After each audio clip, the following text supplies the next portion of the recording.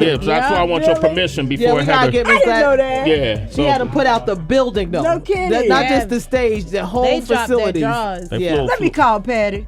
Tell her. Diana Ross, with her unmatched voice, emerged as a musical icon in the late 20th century, captivating audiences from her early days with the Supremes to her solo career. Her ability to effortlessly command the stage led to unprecedented success. However, beneath the glitz and glamour, a darker side of the singer has come to light, courtesy of Gladys Knight's revealing tell-all book. With myself, Yeah. because I wasn't talking to nobody during that time. Mm-hmm. We do a song, I take a bow, I say thank you, and now- go into. Gladys spilled the tea on her beef with Diana, tracing it back to their M-Town Days tour. According to Gladys, Berry Gordy and Diana invited Gladys Knight and the Pips to open for the Supremes. Trouble arose when Berry hinted that Diana wasn't vibing with Gladys.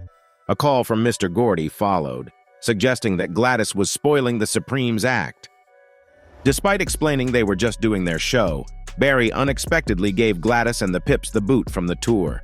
You were on tour with Diana Ross, and that you were shutting it down so cold on stage that Diana had to kick you off the tour bus. Beef back then, Yo, it was shady back then. Recalling the incident, Gladys Knight shared, "Well, I think you guys should just come on back home tomorrow." Diana Ross's dissatisfaction with Gladys was apparent, and Gladys confirmed, "I'm not a liar. I know that she wasn't the happiest with me." I said, well, I hope so, Mr. Gordy. He said, but you giving my star act a little bit of trouble. You know, what's up with that? I said, we're just doing our thing. That's all. To understand Diana Ross's roots, it's crucial to look back at her upbringing. Born in Detroit, Michigan on March 26, 1944, Diana was the second of 6 siblings in a nurturing household. A clerical mishap on her birth certificate changed her name from Diane to Diana, setting the stage for her legendary life. Growing up in the vibrant city of Detroit exposed her not only to the love of her family, but also to the rich cultural tapestry that would later influence her remarkable musical journey. Stop! Please stop. Wait a minute. I love you all. I really love you. Wait a Listen, minute. Wait a work minute. with me, sister. Wait, I didn't like that love one. you. I didn't like that one. Girlfriend. I ain't like that one. You know, didn't like that one. girlfriend, this is exactly Diana Ross's journey from the humble Brewster Douglas projects to the pinnacle of Motown fame is a fascinating tale. Growing up in a low-income environment, she spent her teenage years in the Brewster Douglas projects, where she formed a lasting friendship with fellow Motown star Smokey Robinson, who hailed from her former North End neighborhood.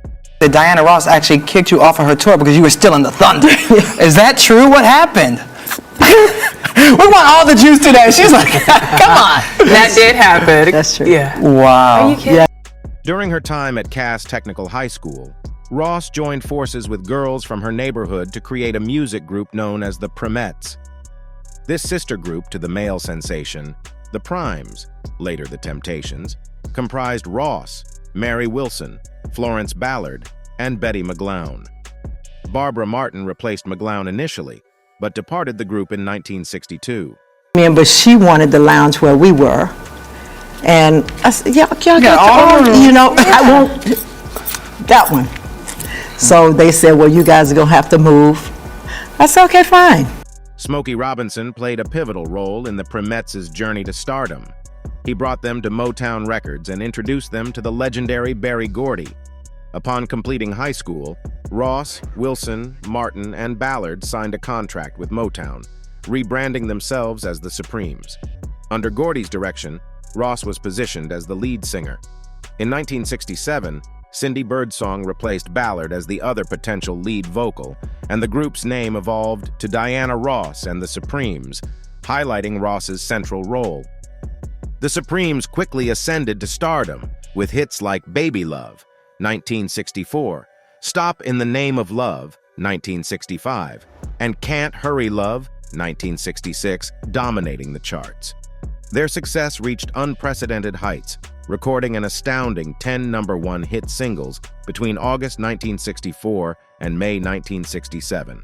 However, by 1970, Diana Ross made the decision to embark on a solo career, leaving the Supremes behind. Her departure marked the end of an era for the iconic group, but it paved the way for Ross to carve her own path in the world of music. Diana Ross's debut solo album marked a significant milestone in her career, featuring the timeless hit Ain't No Mountain High Enough, which went on to become her first solo #1 hit. Stepping away from her group, Ross showcased her individual musical prowess. In 1972, Motown produced the biographical film Lady Sings the Blues about Billie Holiday, with Ross in the lead role. Her portrayal received acclaim, earning her a Golden Globe Award and garnering spectacular reviews. 5 years later, Ross took on the role of Dorothy in the Broadway play The Wiz, a unique African-American adaptation of The Wizard of Oz. The release of Upside Down in 1980 marked another triumph for Ross, becoming her 5th single to top the charts. The album Diana soared to #2 on the Billboard 200 chart and remained there for an impressive 52 weeks, solidifying it as her most successful solo album to date. Throughout her solo career, Ross continued to grace film, television, and stage with her performances. In 1980, Ross made a pivotal move, leaving Motown and signing a groundbreaking $20 million contract with RCA, setting a record for the largest amount ever paid to a single artist at the time. Her tenure with RCA resulted in several gold-certified albums and numerous hit singles. In 1983, the iconic Supremes trio reunited for the TV special Motown 25, Yesterday, Today, and Forever, delivering a memorable performance. Ross went on to sing at Super Bowl 58 in 1996 and presented at the MTV Video Music Awards 3 years later. In 2000, Ross proposed a Supremes reunion tour, but Wilson and Birdsong declined due to contract disagreements. The tour proceeded with 2 replacements, but was unfortunately canceled after its initial shows due to poor sales. Diana Ross has had a remarkable career filled with iconic achievements and accolades. Her portrayal of Billie Holiday in the classic film Lady Sings the Blues not only earned her an Oscar nomination, but also secured a Golden Globe Award, showcasing her versatile talent on the big screen. In the 1975 romantic comedy Mahogany, Ross took on the role of an aspiring designer, providing a unique opportunity to personally sketch and design all the fashion in the timeless film, adding a personal touch to her on-screen presence. Her prowess extends beyond acting, as she claimed Broadway's top honor with a Tony Award for her one-woman show, An Evening with Diana Ross. The show's success didn't stop there. It was later broadcast as an award-winning network television special, solidifying her place in the world of live performances. Recognizing her enduring impact, the American Music Awards presented Ross with the prestigious Lifetime Achievement Award in 2017. In 1993, she earned a Guinness World Record for having more hits than any other female artist on the charts in the United States and the United Kingdom, boasting a career total of over 75 hit singles. Among her numerous accolades, Ross has been inducted into the Rock and Roll Hall of Fame, the Songwriters Hall of Fame, and received honors such as the National Academy of Recording Arts and Sciences Hero Award, NAACP Entertainer Award, Billboard's Female Entertainer of the Century Award, and the Soul Train Legend Award. Notably, she holds 2 stars on the Hollywood Walk of Fame, a testament to her enduring impact in the entertainment industry. Described as having a voice like honey and angelic, Ross has garnered over 100 million streams, downloads, and sales globally. One of the highlights of her career includes a historic live concert in New York's Central Park in 1983, where she drew a massive crowd of over 800,000 people. Despite facing pouring rain and heavy wind threatening to halt the show on July 21st, Ross persevered, urging the drenched crowd to stay with her. True to her commitment, she returned the next day to deliver the entire concert again for the people of New York City. In reflecting on her journey, Ross expresses gratitude for the love and support from her fans, family, and the incredible moments she has experienced throughout her musical career. Her words echo a deep connection with her audience, encapsulating the spirit of her enduring legacy. As you hear my voice, you hear my heart. Let love lead the way. Diana Ross's journey with the Supremes wasn't an overnight success, contrary to what some might think. In 1960, then known as the Primettes, they got the chance to audition for Motown after catching the attention of Berry Gordy through a Canadian talent show. Thanks to a recommendation from Diana's former neighbor, Smokey Robinson, the group had a shot at impressing Gordy. However, the initial audition hit a snag when Gordy discovered that the Primettes were just 16 years old. He suggested they return after graduating high school, as Diana Ross recalled in an interview with Pop Chronicles. Undeterred, they did return in 1961, leading to their signing with Motown. The only condition? A name change. After tossing around options like the Melodies and the Julettes, they settled on the much more marketable name, the Supremes. Yet even as 1964 rolled around, they were still dubbed the No-Hit Supremes by Hitsville, USA insiders, according to history. It wasn't until the breakthrough hit, Where Did Our Love Go, later that year, that their chart-topping success truly kicked off, with 5 consecutive #1 hits between July 1964 and May 1965. On a personal note, Diana Ross found herself romantically involved with none other than Berry Gordy himself. After the Primettes' initial audition, Gordy hired Ross as his secretary, a role she admittedly didn't excel in. Despite her less than stellar secretarial skills, Gordy recognized Ross's star quality when he signed the Supremes. In an interview with Vanity Fair, Gordy revealed his deep admiration for Ross, emphasizing her rise from humble beginnings and her unwavering self-esteem. While their romantic involvement didn't lead to a lasting relationship, Gordy and Ross's connection remained strong. In a candid interview with Barbara Walters, Gordy shared that their split was rooted in his prioritization of Ross's journey to becoming the biggest star in the world. He acknowledged that if their relationship hindered her success, it was a sacrifice he was willing to make. In the late 1970s, a fascinating chapter unfolded in the personal life of Diana Ross and Berry Gordy. Following their initial breakup, as reported by InStyle, the two slept together in late 1970. Interestingly, a month or two later, Ross tied the knot with music executive Robert Ellis Silberstein. About 7 months into their marriage, Ross gave birth to a daughter named Rhonda.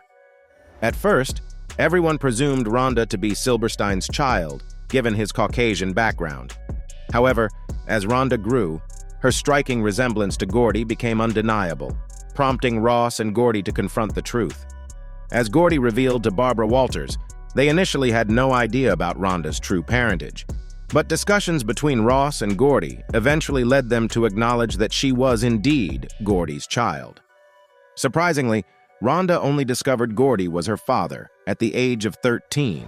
Ross, in her wisdom, had chosen to wait until Rhonda was emotionally ready to comprehend the truth. Reflecting on this decision, Gordy told Playboy that it was a wise move, as Rhonda handled the revelation exceptionally well. In a subsequent interview on The Oprah Winfrey Show in 1993, Ross publicly disclosed this previously unknown aspect of her life. Moving to another chapter in Diana Ross's life, the demands and pressures of the Supremes took a toll on her health in the mid-1960s, as chronicled by J. Randy Taraborelli's Diana Ross, a biography. By March 1966, Ross, amidst a whirlwind of concert performances, television appearances, interviews, and recording sessions, had seen her weight plummet to a mere 93 pounds. In her 1993 memoir, Secrets of a Sparrow, Ross opened up about her struggles, revealing that stress had taken such a toll on her that she couldn't eat. Food became unbearable, and she described a feeling akin to anorexia, becoming increasingly skeletal. Despite the Supremes' towering success, Ross confessed to feeling trapped at the bottom of a dark pit. An alarming incident during a Boston concert in 1966 underscored the severity of Ross's stress-induced health issues. Halfway through a performance of I Hear a Symphony, she abruptly stopped singing, covered her ears, and expressed feelings small and diminishing in size. Ross had to be escorted off stage, leading to the cancellation of the remaining concerts in Boston. On a different note, Diana Ross has often been credited with discovering the Jackson 5. In a 1969 edition of The Hollywood Palace that she hosted, the Jackson 5 made their first television appearance, and their debut album was even titled Diana Ross Presents the Jackson 5. However, it has been pointed out that this credit was more of a marketing move by Motown. In reality, the Empress of Soul, Gladys Knight, played a pivotal role in launching the group. Ross undeniably played a significant role in the Jackson 5's rise, with Michael Jackson and his brothers even living with her in Los Angeles during the summer of 1969. Ross, who was dating Gordy at the time, assumed a maternal role toward the budding stars. Lastly, a fascinating turn of events unfolded when Cher introduced her then-boyfriend, Gene Simmons of Kiss, to her friend Diana Ross in 1979. Cher instructed Simmons to shop for her Christmas present with Ross, leading to an unexpected friendship between Simmons and Ross. As detailed in Simmons' memoir, Kiss and Makeup, the initial meeting left Simmons impressed by Ross's sensuality and firm control of her career. This newfound friendship altered Simmons' romantic trajectory, as he and Ross became close friends and racquetball partners. Despite the twist in his relationship with Cher, Simmons and Ross remained together until 1981, with Cher reportedly turning into their biggest fan. Simmons appreciated Ross's strength and confidence, describing her as a strong woman who knew her worth. In 1999, the MTV Video Music Awards witnessed one of the most unforgettable red carpet moments, thanks to rapper Lil' Kim's daring lilac jumpsuit. The bedazzled, mermaid-inspired outfit cut diagonally, revealing one breast adorned with a shell-shaped nipple pasty. The ensemble caught the eye of legendary singer Diana Ross, who joined Lil' Kim and Mary J. Blige on stage to present the VMA for Best Hip Hop Video. During the presentation, Diana Ross playfully reached over and gave Lil' Kim's exposed breast a jiggle. Lil' Kim later recalled the incident during a 2013 interview with MTV, interpreting it as a friendly gesture, saying, "I think it was more like a friendly, 'Oh my God, you look sexy, girl, but do you know you have a boob hanging out?'" Lil' Kim even jokingly mentioned that if a movie were made about her life, she would want Diana Ross to play her mom. While Lil' Kim took the moment in good spirits, Mary J. Blige expressed a mix of embarrassment and frustration. In an interview with Andy Cohen on Watch What Happens Live, Blige shared her feelings, stating, "I was embarrassed for Kim, and I was pissed when that happened because that's my little sister and my friend."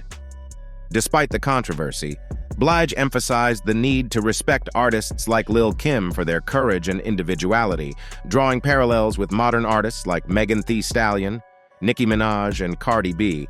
Fast forward to the early 2000s, and Diana Ross had a different ambition in mind. 3 decades after the second lineup of the Supremes performed their last show, Ross decided to attempt a reunion for a comeback tour in 2000. However, Mary Wilson and Cindy Birdsong, the other original members, declined the offer due to substantial pay disparities. In an interview with ABC's 2020, Wilson revealed the financial details, stating that Ross would earn $15 to $20 million for the tour, while Wilson would receive $2 million, maybe $3 million, and Birdsong even less. Reflecting on her experiences with Ross Wilson in her 1986 autobiography, Dream Girl, My Life as a Supreme, acknowledged the challenges of working with Ross. She described Ross as someone who craved attention and sometimes exhibited thoughtless behavior. Ross proceeded with the tour, partnering with Linda Lawrence and Sherry Payne, members who joined the Supremes after Ross had departed. Unfortunately, the reunion tour faced a significant setback, with some venues filling less than 20% of their capacity, leading to its cancellation midway. In May 2002, Diana Ross took a pivotal step in addressing personal challenges by checking into Malibu's Promises Treatment Center. Promises specializes in tailored treatment for issues such as drug addiction, alcoholism, and other chemical dependencies. The program involves a holistic approach, including daily educational lectures, relapse prevention skills, group therapy sessions, equine therapy, and art therapy, as reported by CNN.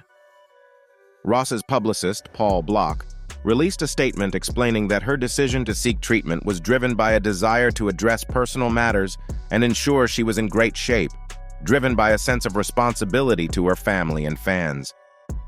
As a consequence of her commitment to her well-being, Ross made the decision to cancel her summer concert tour in August of the same year, as reported by ABC News. This move reflected her dedication to prioritizing her health and taking the necessary steps toward recovery. However, the road to recovery faced a setback in December of that year when Ross found herself in legal trouble. She was arrested for driving under the influence, DUI, in Tucson, Arizona. A breathalyzer test revealed a blood alcohol level of 0.20, more than twice the state's legal limit of 0.08, categorizing it as an extreme DUI, with a 0.15 mark, as highlighted by Today. In the aftermath, Ross faced legal consequences, being convicted of DUI and subsequently sentenced to 2 days in jail. She fulfilled her sentence at the Greenwich Police Department in Connecticut. Patti LaBelle and Gladys Knight, true music legends, recently took center stage in a Verzuz celebration that left a lasting mark in the music industry. Both Knight and LaBelle, in their journey to superstardom, graced the stage with iconic acts like the Supremes. However, a few years back, Knight, also known as the Empress of Soul, shared a surprising story about how Diana Ross played a role in having her and the Pips removed from a tour. Gladys Knight initiated her musical journey in the 1950s when she and her family formed the group The Pips. Their early days saw them signing with Fury Records and touring the South. However, the turning point came around 1966 when they joined forces with Motown, working with Berry Gordy's label, and achieving remarkable success with millions of records sold in the late 60s and early 70s. This upward trajectory also included touring with fellow Motown acts, including the Supremes. The twist in the story came during their time opening for the Supremes, as revealed by Knight in a 2015 interview on Sway's Universe. Knight, known for her honesty, recounted the incident when Berry Gordy informed them that they were causing issues for the Supremes. Knight shared, "So I got on the phone and he said, 'Hey, I hear you guys are doing great out there.' And I said, 'I hope so, Mr. Gordy.' And he said, 'But, you're giving my star act a little bit of trouble. What's up with that?' And I said, 'We're just doing our thing. That's all.'" The shocking news followed. "Well, I think you guys are coming home." Knight was surprised, especially since she had noticed Diana Ross peeking out from behind the stage curtain just before the phone call.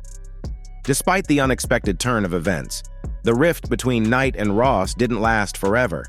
The two legends eventually reconciled, with Ross acknowledging that everyone needed to grow up. So it is sad to see how hard Gladys was done by, especially considering how talented she was. Back in 1972, Gladys Knight and the Pips graced the television show Soul, with a performance that remains etched in memory. One of the standout hits was "If I Were Your Woman," a soulful ballad where Knight, adorned in a stunning low-cut purple dress with a matching bow in her princess-style hairdo, poured out her heart. The Pips, a sharp trio in cream-colored turtlenecks and dark suits, provided the perfect backdrop. Knight, not just a bystander, animatedly expressed, "You're like a diamond," pointing to the sky, and her dancing was as vibrant as the confined stage allowed. Despite their exceptional talent, Gladys Knight and the Pips have often been cherished more by fans than recognized by music historians. Pop music histories tend to spotlight individuals over groups, yet the dynamic of Gladys Knight and the Pips challenges this simplicity. The prevailing narrative in soul music segregates supposedly assimilationist Motown, acts like the Supremes from the unapologetically black, conscious artists such as Nina Simone and James Brown. Recent soul documentaries like Mr. Soul and Summer of Soul offer a more nuanced perspective, though they struggle to place Gladys Knight and the Pips in the narrative. The group, which began in the 50s, faced its breakthrough in the early 70s, defying expectations. Their success wasn't built on protest anthems, but on projecting a wholesome yet gender-progressive image of pro-black excellence. Their biggest hit, Midnight Train to Georgia, released in 1973, propelled them to the zenith of soul music. In an era dominated by somber aesthetics, they remained show people, radiating genuine happiness on stage. Mark Anthony Neal, a scholar, dubbed Gladys Knight, the female voice of the black working class in the 1970s, emphasizing her grounded presence compared to the divine Aretha Franklin and glamorous Diana Ross. The group's working-class sensibilities aligned with their pro-black stance, offering a functional rather than stylish form of respectability. The Pips, three dancing men with high voices, complemented Knight's powerhouse vocals and tamed allure, creating a distinctive gender dynamic. In a candid interview on Soul before her soul-stirring rendition of If I Were Your Woman, she opens up to Jerry Bledsoe and Rosalind Woods. Knight paints a picture of her life, expressing a love for clean fun like picnics, while admitting she doesn't go out much due to her two kids. However, she eagerly highlights the fact that she, along with the Pips, actively contributes to their craft by writing most of their arrangements and backing parts. In a moment of reflection, Knight touches upon the Pips' fast-stepping thing, expressing disappointment that their innovative moves weren't acknowledged when they pioneered them before other groups. She also harks back to the 1950s when they ventured into free-form songwriting, breaking away from the conventional verse-chorus-verse-pop format. Songs that she notes were ahead of their time, falling into the realm of what Sly was doing, but wasn't widely accepted yet. Interestingly, Gladys Knight and the Pips found fame for songs that have become ingrained in our collective consciousness. Take Midnight Train to Georgia, for instance, originally penned by Jim Weatherly, with a woman taking a midnight plane to Houston. Cissy Houston tweaked the transportation mode and destination. Inspired by Houston's rendition, Knight and the Pips infused their magic, desiring a fuller instrumentation and a punchy horn arrangement a la Al Green. Something moody with a little ride to it, as Knight puts it. Not stopping there, Knight brought her own touch to the lyrics, shifting the focus to a man whose dreams of stardom didn't materialize, adding a layer of emotional depth. In a remarkable twist, Knight's revision doesn't just tell a story, it propels the listener into the margins of the song. She emphatically narrates the tale of a man returning home to the South after unrealized dreams of stardom. The Pips, with Merrill Knight, Patton, and Guest, serve as conduits of information, guiding Knight through the narrative. As they sing, "Gun Aboard," they become both conductors and witnesses to her act of witnessing. "I'll be with him," Knight sings, and they respond, "I know you will." It's a captivating dance between foreground and background that only Gladys Knight and the Pips could masterfully deliver. But Gladys is not the only one that has feuded with Diana Ross in the past. Madonna can also claim to have done that. Back in the swinging 60s and 70s, the city of Detroit was grooving to the beat of Motown, a musical movement that would soon become a global sensation. In this vibrant musical landscape, two iconic ladies emerged, each with her own Detroit roots. Diana Ross, with a childhood that weaved through different parts of Detroit, including the projects, rose to superstardom as the leading lady of the Supremes, ruling the Motown universe. Meanwhile, Madonna, hailing from the suburban scenes of Pontiac and Rochester Hills, found herself deeply influenced by the Motown magic during the early chapters of her career. She openly credited Motown for shaping her musical journey, singling out the fabulous Diana Ross as a major muse. Fast forward to the neon-lit 90s, and Madonna had become a bona fide global sensation. Interestingly, Diana Ross had etched her name in the Guinness Book of World Records as the most successful female performer of all time. Talk about two incredible journeys converging. Their paths crossed in 1999 during an appearance on TFI Friday with the lively host Chris Evans. In a playful banter on TFI Friday, Chris threw a witty comment at Diana saying, "I bet Madonna hates you, doesn't she?" Diana burst into laughter and cheekily replied, "She might." Acknowledging a personal acquaintance with Madonna, Diana gracefully steered clear of any direct rivalry, keeping the atmosphere light and friendly. Chris, perhaps trying to stir the pot, suggested that Madonna was just a flash in the pan compared to the timeless Diana. The Motown legend, showing grace and humility, responded with a chuckle, "No, she's been around. She's got some legs, yeah." Keeping the conversation both amusing and respectful. Even Patti LaBelle was alleged to have had some problems with Diana. Patti LaBelle recently joined Jennifer Hudson on her daytime talk show, and their conversation delved into various aspects of LaBelle's life, including her once strained relationship with Diana Ross. In a playful segment called LaBelle and Tell, where LaBelle reacted to on-screen photos, the legendary singer shared a moment of warmth with Ross. Explaining the misconceptions about their relationship, LaBelle said, "People think that we had something against each other, but we really never did. It was just the way people perceived certain things. That's my doll, okay?"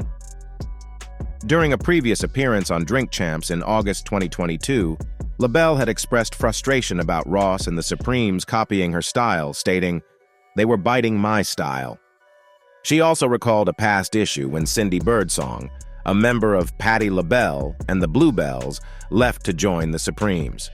Fortunately, the two reconciled at an event hosted by Oprah Winfrey. In another part of the conversation, LaBelle reminisced about her history with Prince. Recounting a unique experience, she mentioned, "Prince had me at his studio and he had clothes made for me because he had that beautiful tailor in the basement of his recording studio. So they made me 4 outfits. He had me come to his house and cook a 12-course meal. We had fun. He was so mysterious and awesome.